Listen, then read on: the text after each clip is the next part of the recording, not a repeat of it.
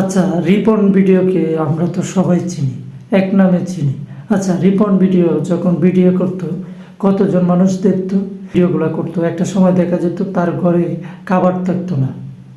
আজকে সেই ছেলেটাই কক্সবাজার, সে দামি হোটেলে ঘুরে বেড়াচ্ছে, বড় রেস্টুরেন্টে সে খাচ্ছে, দামি ফোন ইউজ করছে।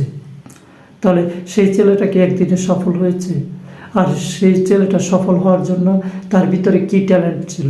কোনো ট্যালেন্টই ছিল না, কিন্তু সেই ছেলেটা চেষ্টা করেছে। হিরো আলম সে বিনোদন দেয় মানুষকে। আচ্ছা, তার বিনোদন দেওয়ার মতো তার ভিতরে কি আছে? তার ভিতর কোনো যোগ্যতাই নেই সে সফল হওয়ার। তাকে কোটি কোটি মানুষ তার ভিডিও ভিউ করবে, সেই যোগ্যতাই তার নেই। কিন্তু সেটা সে কিভাবে তৈরি করেছে? সেটা তো একদিনে হয়নি।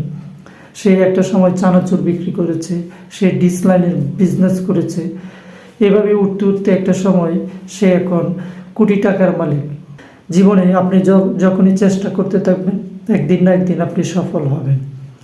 এই পৃথিবীতে কন্টিনিউয়াসলি যদি কেউ চেষ্টা করে কোনো বিষয় নিয়ে সফল হওয়ার, সে একদিন না একদিন সফল হবে। চেষ্টা করতে থাকলে একদিন না একদিন সবাই সফল হবে।